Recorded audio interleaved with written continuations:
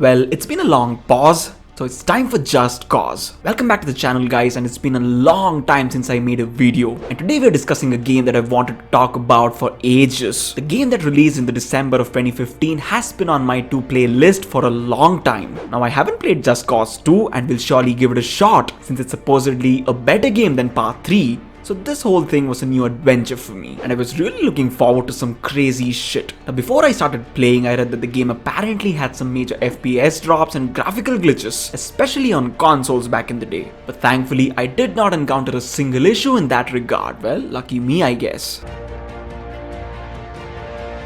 When we talk first look, this game really does deliver. It's beautiful to look at with a vibrant and colorful world that has more quantity than quality. And for any action adventure genre junkies, jumping off airplanes and blowing up bridges sure seem exciting. The first couple of hours are boring and repetitive, and you feel like there isn't much to enjoy and it's a bland, mindless action adventure game. But when things pick up heat, it goes nuclear. The map is enormous. 2,000 square kilometers of play space is mind-blowing, and this game really makes you feel the distance, because usually 5 game kilometers feel rather short, but not in Just Cause. It might seem that way if you have the jetpack, but otherwise the travel time would go up by a ton. There is a downside though, in the sense that much of said space is dead, as in no opportunities, not much different in terms of landscape, and except for a couple of places, most of it looks pretty much the same, but more on this later.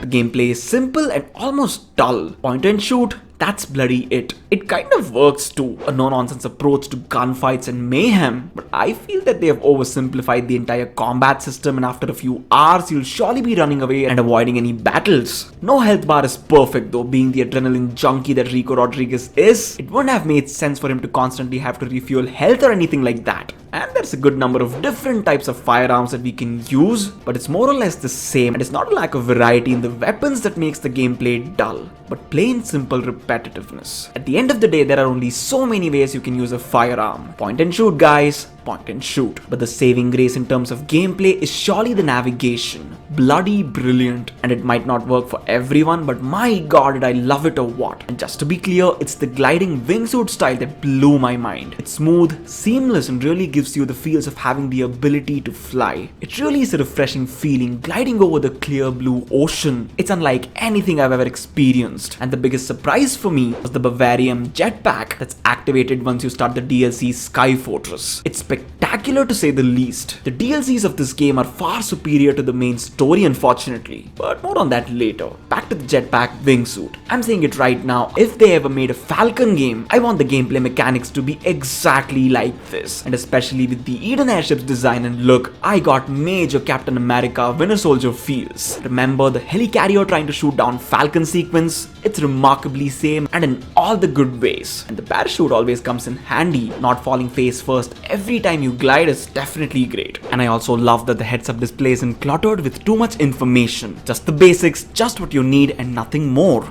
Really gives you a lot more room to enjoy the scenery. The grappling hook adds major gameplay elements to the mix. It's not just a navigational tool anymore. You can use it to tow cars, for combat, for misdirection, and many other different ways. It really depends on your own creative ceiling. They've also implemented a rebel drop system in the game, where you can choose from available weapons, vehicles, special items, and have them delivered to you in an instant. I initially didn't think it was good, but once you get into enough sticky situations, you realize how tremendously helpful it gets. Having a massive indestructible tank delivered at the right time can be a lifesaver, quite literally. The driving system is good, not the best. I've surely seen better, but it gets the job done. There's a good variety of cars too, and once you beat some challenges and get the nitro system up and running, the fun is surely doubled. But one of the negatives is that there's no option to repair any vehicle. That was kind of a bummer for me. Chopper controls are decent, simplified as much as possible. At the risk of repeating myself, I'd like to say that it gets the job done. But then again, understand that this isn't one of those revolutionary games that change the landscape forever. This is what we call the summer blockbuster, a mindless, fast-paced action adventure. So take it as such and keep your expectations in check. It's a simple aerial combat system with the helicopter where you point and shoot, and it's the same story with the sea vehicles. It's reasonable and decent, nothing spectacular, but my biggest gripe is with the airplane airplane and especially the bike controls. It's hard to call it even average because this has to be the worst handling of a bike and an airplane in a game I have ever seen in my entire life. Even age-old games like Vice City and San Andreas had such polished flight and bike controls, but here it's a nightmare. In games, my preferred vehicle is bike, but my god, I'd rather have my tooth removed than go for a bike ride in Just Cause 3. An absolute disaster. The problem is they've tried to be innovative in places that needed no innovation. The camera will frustrate you because it moves abruptly in all the wrong ways every time you try to cut a corner on the bike or try to turn the plane. I think they've tried to give it a cinematic feel by tilting the camera, but it's annoying on another level. It really takes away from the fun, and on top of this, the bike seems to want to skid all the freaking time for no reason. I kid you not, I just accelerate and the damn thing's doing a 360. The standout vehicle, however, and the most innovative is the mech, and it only becomes available once you start the Mechland Assault DLC. I think it's safe to say at this point the DLCs are definitely worth every penny. The campaigns are a good length, diverse, and they unlock new gadgets that are really worthwhile. But the standout feature, however, is definitely the locations. Eden Airship and Lacrima Island are really pleasing to look at. Just Cause 3 is bloody big, but it can get old really fast, so new locations are always a welcome sight. The design team deserves props for this.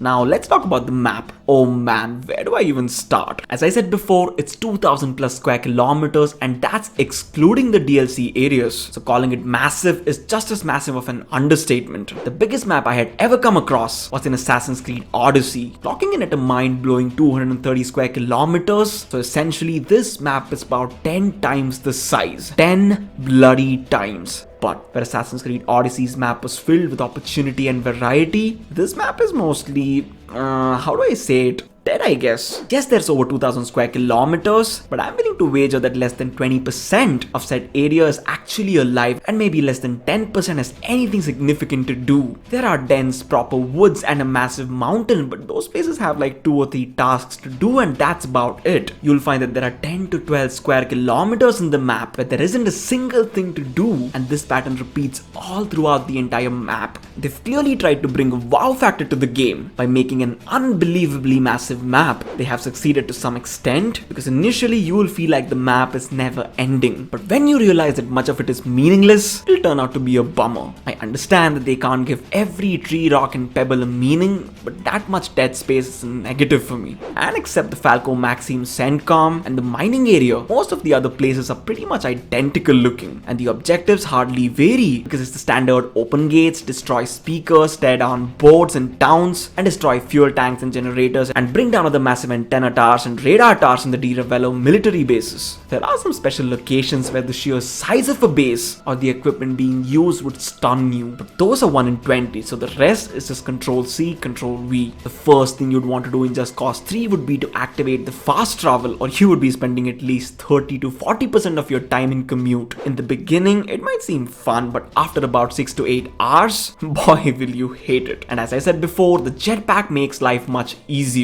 So look into that ASAP. Now apart from the DLCs and the main story, which I'll touch on later, there are a considerable number of challenges. Basically every form of gameplay, whether it's the navigation or the combat, have their own set of tests that you need to pass. It range from time trials to precision wingsuit navigation challenges. Then there's a shooting challenge, aerial destruction, weaponized destruction, boat time trials, which are all fun, definitely, but more than that, they unlock some terrific features, so it's not like doing them is a waste of time, but they too, like everything else, get repetitive. Well, sorry guys, but that's just how it is. And if you don't want to be frustrated like I was, just take on a different challenge whenever possible to keep things interesting. As you know, I'm a huge fan of the Assassin's Creed series, and the earlier games especially seemed like the best because even repetitive tasks were spiced up with the excitement of being able to see new locations, and the parkour was always fun, but here it's not nearly as interesting. Then again, you can only add so many elements to things like time trials, and the fact that you have no opponents doesn't help.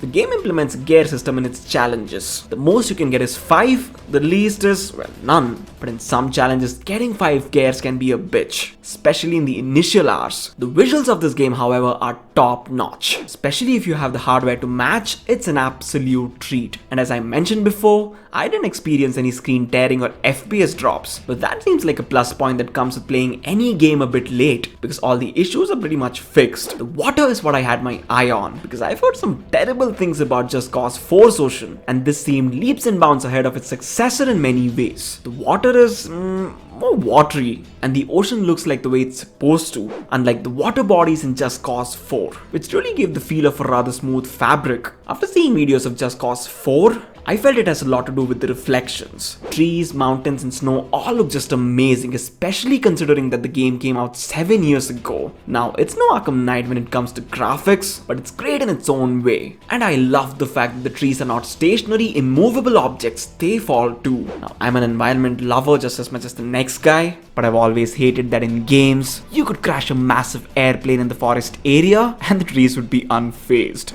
Not here, folks. There is, however, a big letdown for me. The underwater area of Just Cause 3 is all but useless. You can dive into the ocean and explore, but there is nothing to do there at all. That much dead area tells me that the creativity and effort were subpar at best. I mean, with that much area, they could have at least given us a submarine or something and put in a few extra exploration challenges, but nothing. About half of the map is covered with water, and yet there isn't a single thing to do underneath it. Well, what was the point really? They might as well have made it impossible to dive underneath. That makes more sense to me. And I think Just Cause 3 would have benefited tremendously if they had made the map 500 square kilometers instead of 2000 plus. It would have been more compact, more packed with stuff to do, and they could have put in more creative challenges instead, like actual races, more NPC variations, because there's just like 20 of them. Perhaps a longer main story and underwater exploration. Well, I seem to be a sucker for that. I know I've said this before, but 1,000 plus square kilometers of dead space really was a big turn off for me at least. And yeah, a friendly reminder, you can derail trains and blow up bridges.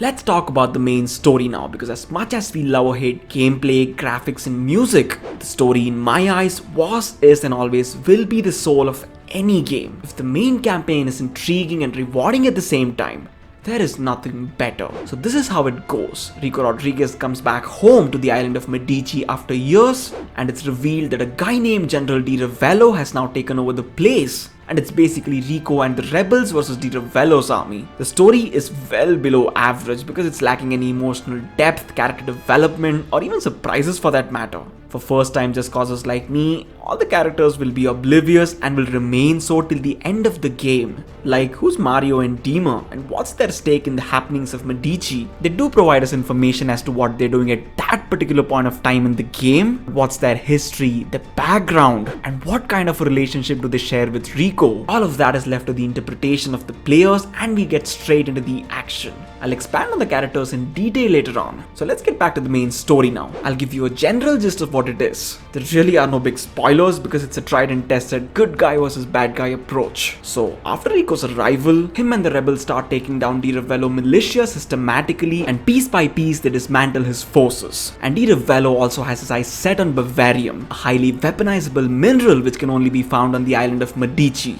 They've described bavarium as this, and I quote, "It's the next level uranium if you will." And since Di Ravello controls the island, he has control over bavarium and has assembled the most powerful arsenal in the world. The rest of the story is just as you think it would be. A lot of gunfights, high octane action, and little to no emotional weightage.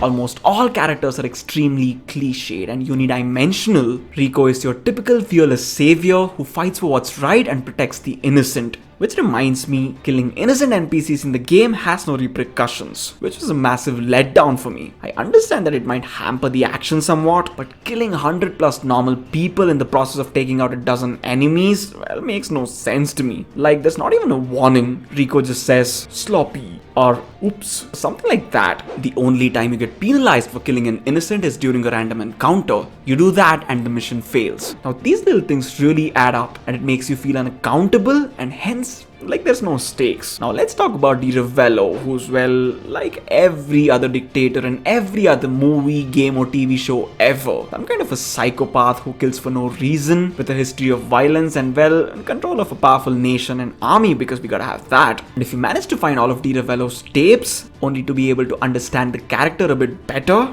Well, you won't, because it's more of the same. His character reminded me of General Medrano in Quantum of Solace, played by Joaquin Cosio. Then there's the eccentric friend Mario, some kind of a twisted genius in Dima, the oh-so cliched CIA guy Sheldon, who's playing both sides, so original, and the hot girl Annika and a sidekick, and the nemesis to the General, Rosa Manuela. That's pretty much it. These are the only characters in the game that exist. And please nobody mention the woman on the radio, because I don't remember one single meaningful interaction with her throughout my 40 plus hours of gameplay. And apart from them, nobody else is there. Like nobody else. So you essentially feel like you're in a huge island with like 8 people and a few thousand robots who don't mind dying. And now we get to the cream of the crop, undoubtedly the best part of Just Cause 3, the missions. Despite all of the shortcomings I mentioned, the missions more than make up for them. And they actually tip the scale towards good if not great. And while they may not be everyone's cup of tea, if you enjoy mayhem and chaos, this will feel awesome. It really is the saving grace of the game because it single-handedly makes the entire experience worthwhile and adds much needed excitement to an otherwise boring mix. There are some standout ones. Mine and probably most people's favorite, the missile defuse, the destruction of Falco Maxim Central Command, and the Eden airship missions are a few among the many. And when I say missions, I'm also counting the destruction of Di Ravello military bases. I know that I previously said that only 1 in 20 bases is actually different in terms of structure and look, but the one base that is different more than makes up for the lack of creativity in the other 19. It's not just about the challenge of getting through that many enemies. The way some bases are constructed will really surprise you. Communication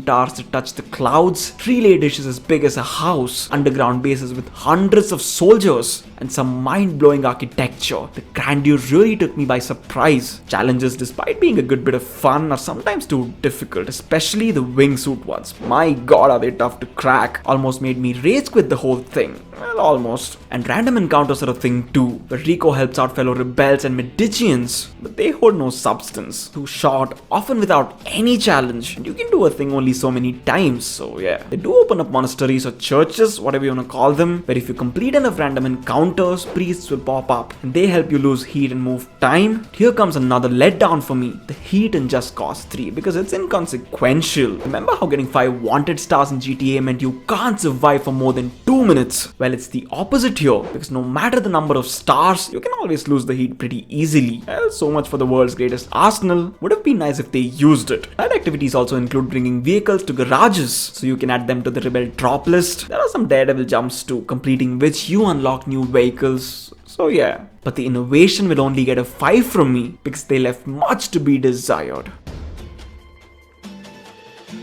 I knew going into this that the music will mostly be fast-paced, heart-thumping sorts to match the theme of the game and whatnot, and it turned out to be exactly that. Some tunes, however, resembled Assassin's Creed 2's soundtrack in more than one way. Like, I heard that and immediately froze in shock. That may be because of the Italian feel to the music. It's not the same, but remarkably similar. Other than this, there isn't really much to talk about.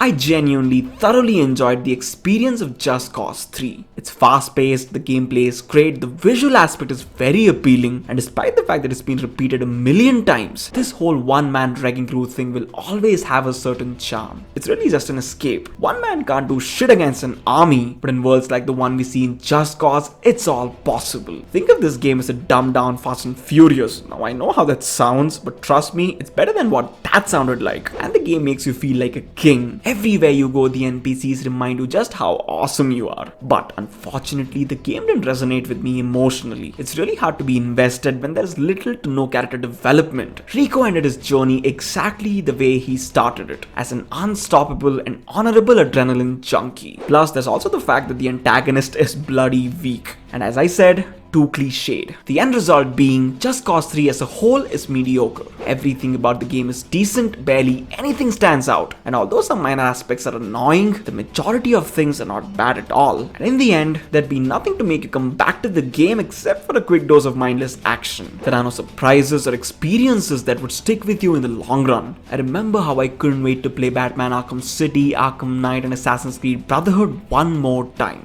I've completed them at least 12 to 15 times by now. I know that's depressing and I need help, but they offer a sense of homely sentiment that's missing from Just Cause. Because Medici, despite its grandeur, does not feel like it's real. Like, I remember how Florence in Assassin's Creed 2 and Gotham in Arkham Knight felt like a real place with real people that you care about, with so much added variety and intrigue. I understand that not all games can be an Arkham City, but hey, I'm just offering some constructive criticism. The game definitely deserves a shot, a solid one-time play for action-adventure fans. Now that I've given you all the facts, it's up to you to decide if you want to buy it or not. With that, we reach the end of the video, guys. Tell me in the comment section down below if you've played Just Cause or not, and also tell me what you thought of all the points I made. Do you agree with them? Do you disagree? Tell me all of it. I want to know everything. And I'm gonna be bringing down the number of videos I make. It's gonna be more of quality over quantity. I feel that maybe one or a maximum of maybe 2 videos is what I can make without compromising on the quality. And more necessarily isn't always better. And Just Cause taught me that. So that's it for today, guys. Stay safe, stay strong, and stay tuned. It's your boy VZX